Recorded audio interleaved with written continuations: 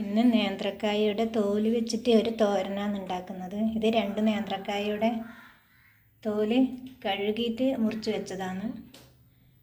ഇത് കുറവായതുകൊണ്ട് ഞാൻ അതിൻ്റെ കൂടെ കുറച്ച് പാവയ്ക്ക ചേർക്കുന്നുണ്ട്.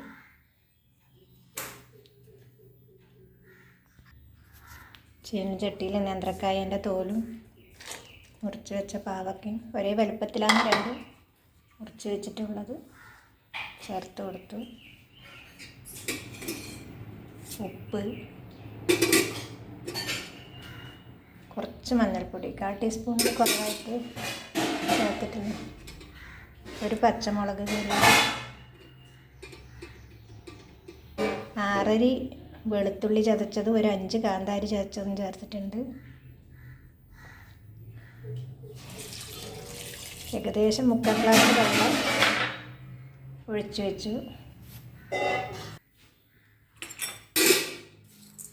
ഒന്ന് നന്നായി യോജിപ്പിച്ച്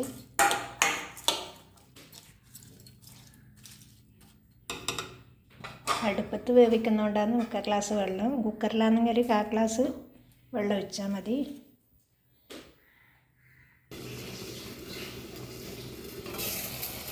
ഇത് തിളക്കുന്നുണ്ട്.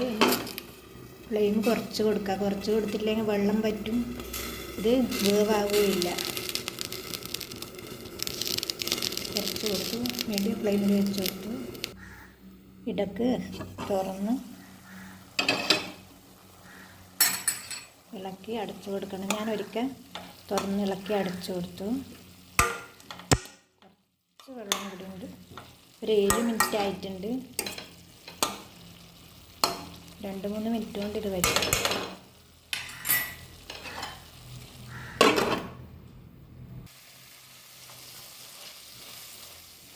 അതിൽ വെള്ളമെല്ലാം നന്നായിട്ട് വറ്റി കായത്തോളിൻ്റെ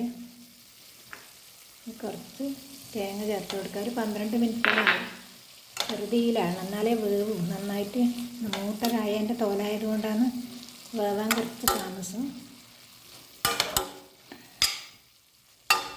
തേങ്ങ വേണമെങ്കിൽ കൂടുതൽ ചേർത്ത് കൊടുക്കുക. തേങ്ങ ഇല്ലെങ്കിലും നല്ല ടേസ്റ്റ് ഉണ്ടാവും. ഞാനിപ്പം കുറച്ച് തേങ്ങയെ ചേർത്ത് കൊടുത്തിട്ടില്ല. ഇനി വറുത്ത് കൊടുക്കുക. 1.5 ടേബിൾ സ്പൂൺ വെളിച്ചെണ്ണ ഒഴിച്ച് കടുക് ഇട്ട് കൊടുത്ത് കടുക് പൊട്ടുന്നുണ്ട്.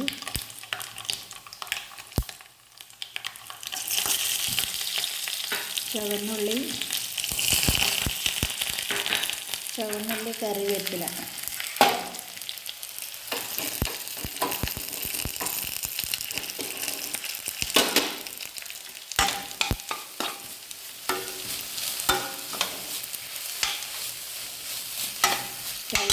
ഓഫ് ചെയ്തു.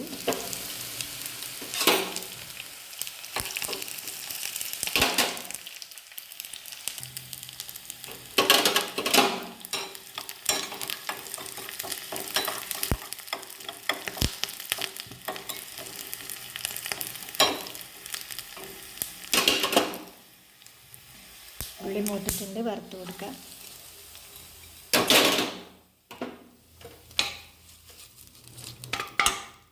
സ്റ്റവ് ഓഫ് ചെയ്യാം. തോരൻ പാത്രത്തിലേക്ക് മാറ്റി. നല്ല ടേസ്റ്റുള്ള ഒരു തോരനാണ്. കായത്തോട് വെറുതെ കളയണ്ട. വീഡിയോ ഇഷ്ടപ്പെട്ടെങ്കിൽ ലൈക്കും ഷെയറും സബ്സ്ക്രൈബ് എല്ലാം ചെയ്യണേ. ഇഷ്ടപ്പെട്ടെങ്കിൽ